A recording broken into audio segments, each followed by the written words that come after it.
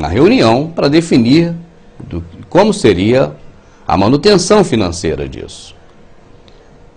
A palavra diz que os trabalhos do Senhor estão alicerçados em coisas muito diferentes do dinheiro. Mas o alicerce ainda hoje das denominações é o dinheiro. Porque você observa muito bem, se faltar o baterista, acontece o culto do mesmo jeito. Se faltar as irmãs do coral, o culto vai acontecer do mesmo jeito. Se faltar o porteiro, o culto vai acontecer. Se faltar o pregador da noite, o pastor mesmo prega, o culto vai acontecer. Se faltar música no culto, vai acontecer o culto. Se faltar revelação, vai acontecer o culto. Se faltar oração, vai acontecer o culto. Agora, se faltar o dinheiro, como vai pagar o aluguel ou as despesas do templo? Como vai pagar a luz, a energia elétrica, a água, a manutenção, a limpeza? Não vai ter culto porque vai faltar o dinheiro. Então, na verdade, essas denominações são alicerçadas não na palavra, não no Senhor, mas no dinheiro. E esse dinheiro é advindo do dízimo. E seria importante que nós fizéssemos um exercício quanto ao dízimo, para ver se ele realmente é devido por você ao seu líder. Primeiro, nós aprendemos que Abraão deu o dízimo. O patriarca deu o dízimo. É uma das formas que os líderes têm para poder chegar para o membro e dizer, olha, o patriarca Abraão deu o dízimo, nós devemos dar o dízimo também. Então, meu amado, quando chegar para você esse líder falando isso, você diga para ele o seguinte, Abraão deu o dízimo quantas vezes? Ele vai ter que te responder a verdade, apenas uma. Poxa, então por que eu dou o dízimo todo mês? Abraão deu dízimo de dinheiro? Não, não foi dinheiro. Então, o seu líder vai ter que dizer, ó, Abraão não deu dízimo de dinheiro. Então, se Abraão não deu dízimo de dinheiro, por que eu tenho que dar dízimo de dinheiro? O que foi o dízimo que Abraão deu? Se você perguntar isso para o seu líder, ele vai te dizer a verdade. Foi dos despojos de guerra. Foi dízimo de sangue. Havia uma guerra. E Abraão participou dessa guerra e venceu a guerra. E os despojos, ou seja, tudo aquilo que os reis possuíam de valor, foram tragos. E são esses despojos que foram dados de dízimo a Melquisedeque. Agora, essa passagem de Melquisedeque, meu amado, é muito importante. É pena, e eu creio aqui que seja triste, que os membros religiosos, os líderes, só utilizam essa passagem para falar de dinheiro. Uma coisa mesquinha. Porque a mensagem que a palavra passa sobre esse encontro de Abraão com Melquisedeque não se refere a dinheiro. Nem tem dinheiro nesse encontro. Essa passagem se refere ao sacerdócio de Jesus. Porque só os levitas, só quem nasceu da tribo de Levi, uma das 12 tribos de Israel, é que poderia ser o sumo sacerdote e sacerdote. E nesse momento aparece Melquisedeque, que não é da tribo de Levi, mas era sacerdote, porque era um sacerdócio representativo do sacerdócio de Cristo.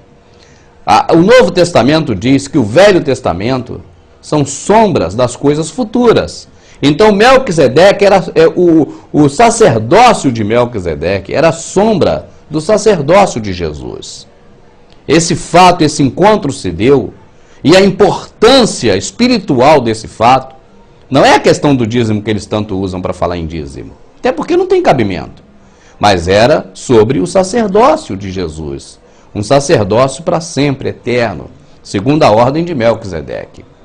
Agora eu não sei porque quando eles falam dessa passagem, eles omitem a parte principal e falam em dízimo. Dízimo que foi só uma vez dado para Abraão, que era riquíssimo. Abraão era trilionário. Abraão era um homem muito rico. Mas ele só deu uma vez. E foi dízimo de sangue de despojos, e não foi dinheiro. E você sabe por que ele deu o dízimo a Melquisedeque na cabeça dele, do Abraão? É porque tinha que pagar propina para passar por aqueles locais. Na verdade, ali era a terra dos Jabuseus. Os Jabuseus eram um povo que Davi foi lá e dizimou todo mundo. Olha, dizimou. A palavra dizimar é isso, é matar. Então Davi foi lá e dizimou todo mundo. Matou os povos Jabuseus e demais povos que viviam naquela região. Na época de Davi, eu creio que Melquisedeque já tinha morrido há muito tempo. Mas os filhos, netos e os parentes de Melquisedeque com certeza foram exterminados por Davi. Você está entendendo? Porque ali naquele local que Abraão deu os despojos, uma parte dos despojos, a 10ª parte, o dízimo, 10% dos despojos para Melquisedeque foi propina. É uma propina. É tipo um pedágio para passar ali naquelas terras. Melquisedeque saiu ao encontro de Abraão com vinho e pão, representando a carne e o sangue de Jesus no plano futuro, porque o Velho Testamento são sombras das coisas futuras. Mas Melquisedeque pouco sabia de vinho e pão, sangue e corpo de Cristo. E Abraão muito menos, eles eram carnais. Esses homens não eram espirituais. No Velho Testamento o homem não é espiritual, é homem carnal, só pensa na carne, só pensa nas coisas do mundo.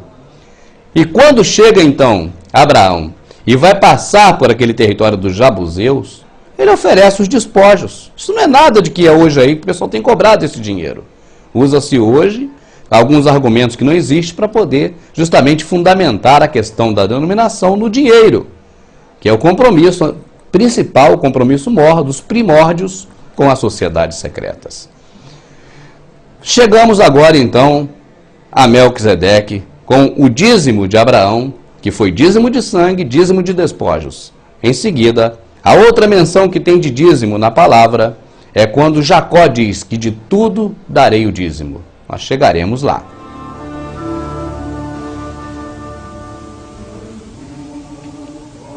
Blessed are you, O Lord our God, King of the universe, who brings forth bread from the earth.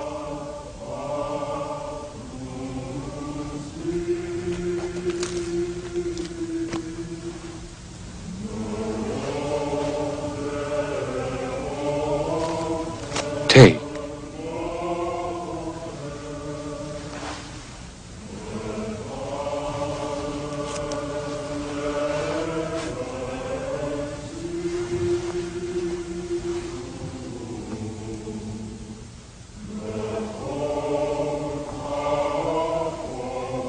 Blessed are you, O Lord our God,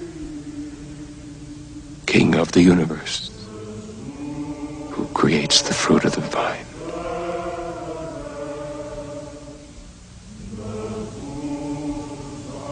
Drink, for this is my blood of the covenant which is shed for you and for many for the remission of sin.